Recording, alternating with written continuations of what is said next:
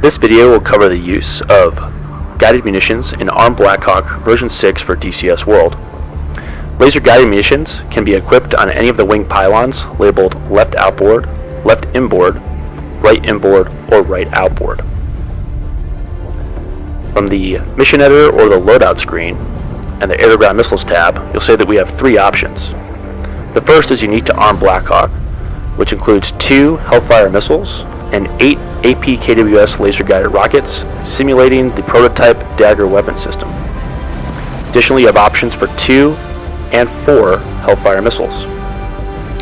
From the rockets page, you have options for APKWS laser-guided rockets, including a 12-round launcher with the LWL-12, a 7-round launcher in an M260 pod, and a 19-round launcher in an M261 pod. We'll go ahead and equip a variety of options and then demonstrate their use in mission.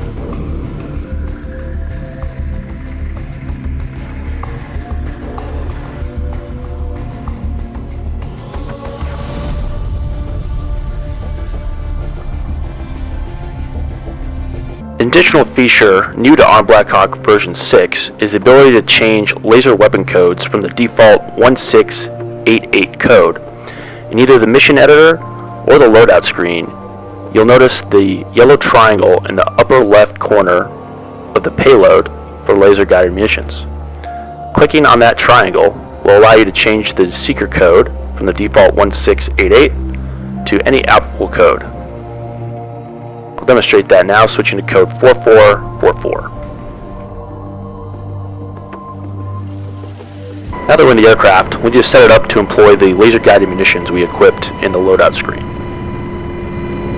Similar to the Guns and Rockets tutorial, we need to start the aircraft following normal procedures. Again, I'm using a hot aircraft to simplify the process. And then activate our master arm switch and arm the applicable missile pylons. I'm going to begin with the right inboard pylon with the Hellfire missiles that we set to laser code 4444.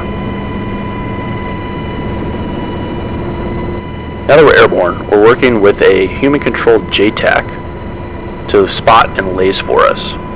Unfortunately, Armed Blackhawk is unable to self-laze, so we need to utilize either a JTAC, another aircraft, or scripts to get the laser designator onto the target.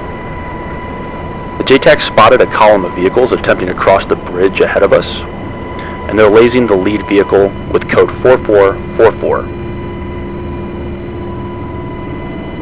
Since we don't have any feedback on whether or not we have a lock-on with our Hellfire missiles, we have to get our aiming reticle close to the lead vehicle, and then the Hellfire will perform a lock-on after launch. I'm going to press the weapons release button, rifle, and we should see a lock-on after launch and a hit on the lead vehicle.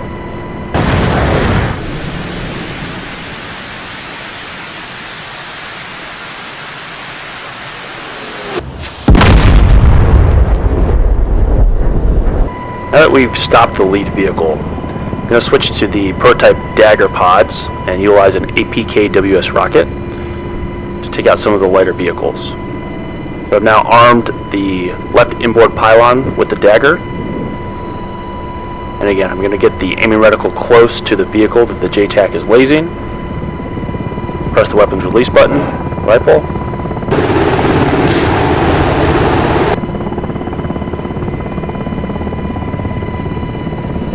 And that's another good hit on target. Of note for the Dagger pods, the APKWS rockets will fire first until one rocket remains, then rockets and Hellfires will alternate. Take this into account when you're employing this munition. I'll demonstrate the firing sequence now to give you a visual representation of what we just discussed.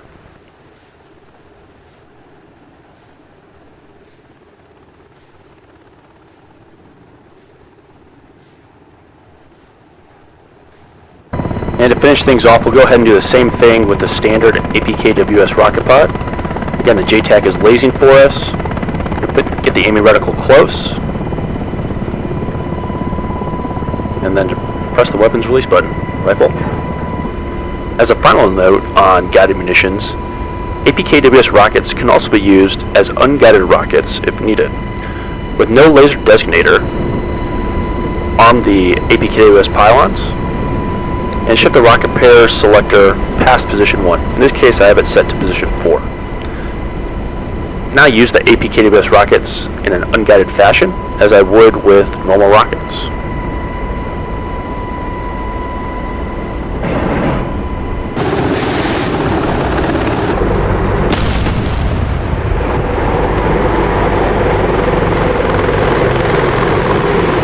Please like and subscribe, and I'll see you on the next one.